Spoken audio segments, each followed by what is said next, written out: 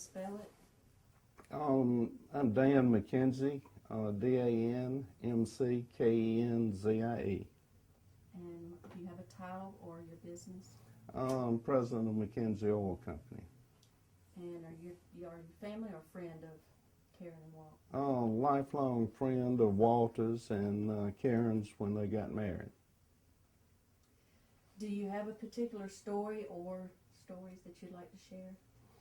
I have a lifetime of stories about Walter and some things he's done. I remember spent a lot of time with Walter growing up out at Hatcher, and one of the things that I remember most is everything that Walter had, he built himself. I don't ever remember Walter getting a new expensive toy, but he always managed to have them. He would make his own go-karts, and some of them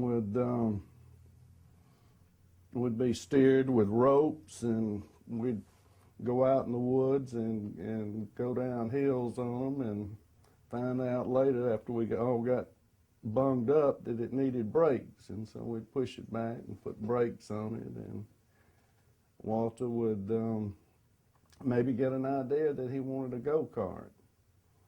Well, there was a warehouse full of scrap metal, and Walter would start looking at it and pulling out this and that and weld it together and go to the junkyard and find different parts and come up with an old motor, and pretty soon he'd have a go-kart. And I wish I had some pictures of some of those contraptions that he made, but sooner or later he'd get them to work. In those, out in Hatcher, Georgia, where Walter lived, if you wanted a toy, you made it. He would make a pop gun out of a hollowed out elder limb and get a piece of oak and make a plunger out of it, and pretty soon he'd have a gun that would shoot green china berries. How long have you known Walt? I've known Walter all my life. We'd do things like go hunting together, and his daddy would always say, you know, here, 3 bullets, now don't come back without 2 squirrels. And Walter would always manage to get those 2 squirrels. So, in your opinion, why do you feel that Walt and Karen deserve this recognition in the Business Hall of Fame? Well, they're really the American dream. I don't know of any other couple really that started out with nothing to have done so well and been so successful. And part of this, I think, goes back to Walter always using whatever resources were at hand to accomplish whatever task he wanted to accomplish. Growing up, I went on a camping trip with his family for 64 days. And I remember before we went on that trip, his mother, Jenny, said, you know, we have a budget of $1 a day per person, and that's for all 3 meals. And that left absolutely nothing left to buy a Coca-Cola with or a candy bar or anything like that. We always managed to have 3 good meals, but there was just nothing left over. And so we would have to use our own resources, and Walter was a big part of that. And we might be at a campground, and blueberries might be in season, so off we'd go through the woods picking blueberries, and then we'd come back and sell them to the other campers. So we would manage to come up with some spending money. And Mother heard about the trip after we got back, and she liked it so much that a year or 2 later, she took all of my family plus Walt on a camping trip. And I remember we were in the Smoky Mountains and ran out of mother let the gas get too low, and we had just parked on the side of the road next to a country store until it opened up the next day, and we couldn't go a bit further. So we just stopped and pitched tent and didn't have anything to eat. And there was a stream next door that had some fish in it, and Walter couldn't get them to bite. So we lined up rocks from each side of the bank and left a little hole like this in the middle. And he would get me to sit by the hole with a bacon fork, and then he would run the fish downstream, and when they'd come, one of us would stab them, and we managed to have a fish dinner that way. So he was always coming up with ways to succeed or to find what he needed. Sounds like y'all had a lot of fun too. Yes, we did. We had a lot of fun growing up, and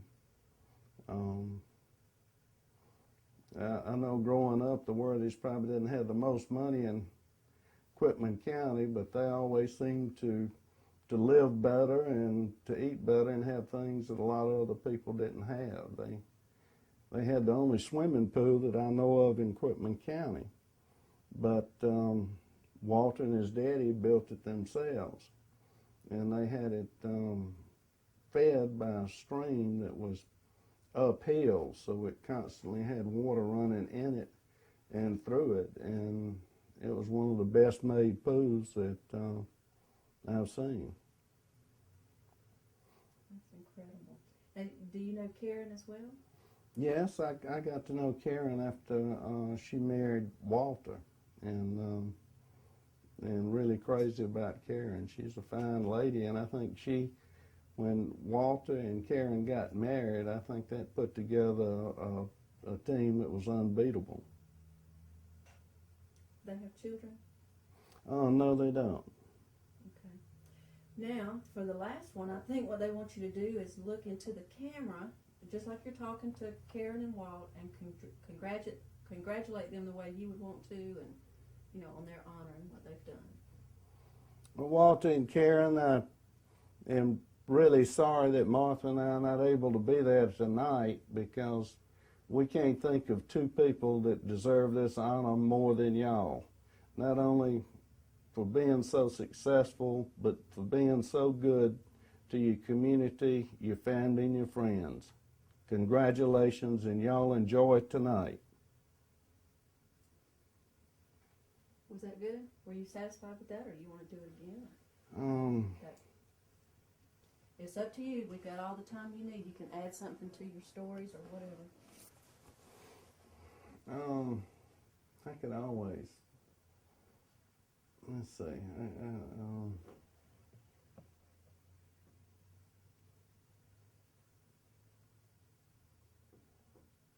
I could add a couple stories. Like there was once that when Walter was in college, he was trying to get some money to go back to school, and they had some pines that needed to be thinned out. So Walter decided that he'd cut some pine trees and get some money to go back to school. He didn't have a pulpwood truck, but he had an old pickup truck, so he got a torch and cut it down and made pulpwood truck out of the pickup truck with, and he went in the pulpwood business for about 6 months. Walter was successful at most things he did, but there were a few times I remember that things didn't probably work out for the best. I remember one time that they had a resident of Orange Cafe, which was a pig pen, and had a hernia that poked out. So Walter and his father got the idea that they would operate on the pig themselves. So they visited a doctor friend and got a few instruments and put the pig to sleep and did a little operation and sewed everything up. And shortly thereafter, another place poked out on the pig. So they decided that that pig might be unfixable, and they decided to slaughter him, only to find out later that it tasted like ether. But another time I remember Walter wasn't too successful when he tried to put an engine out of one car into another make of a car. And things went pretty well till he found out that the motor mounts didn't line up, but I think he might have sold that car to someone else and started over on that project. We did a lot of things that people don't do now. I remember we went on a camping trip on the Patala Creek, which was really Patala Swamp. And he had listened to his daddy about the Depression and what they did. And anyway, Walter came up with the idea that we just get some salt and flour and some hooks and lines and go spend the night on Patala Creek. And we managed to catch a few little fish and cook them up. And about that time, the mosquitoes moved in, and we didn't have any mosquito nets or repellent, and that trip ended up in a failure. We ended up walking home with our tails tucked that night. But it was, we had a lot of fun out there, and a lot of it had to do with his creative ability and just having a big warehouse with a lot of odds and ends and a welder in it that Walter made most of his contraptions with. It probably shocked us 1,000 times a piece, but his originality really paid off in the long run, and I think a lot of it had to do with him taking things that other people didn't want. If he needed something, you know, he'd go to Uncle Bryant's scrapyard and just walk around and see things that other people discarded and figure how to use them and to make something that he wanted to make with them. Sounds like from the time he was a little boy, he was destined to be successful. Well, I think one of the things besides being creative, I think Walter has a unique ability to take criticism and to use that criticism to become a better person, which I think is a rare quality. I think most people, when they're criticized, want to get mad, but I think Walter has an ability to listen to that criticism and make adjustments when he feels like they need to be made. And I think that is shown throughout his life, that I think to be as successful as Walter and Karen have been, they have to be able to take criticism and accept their failures, but still go ahead.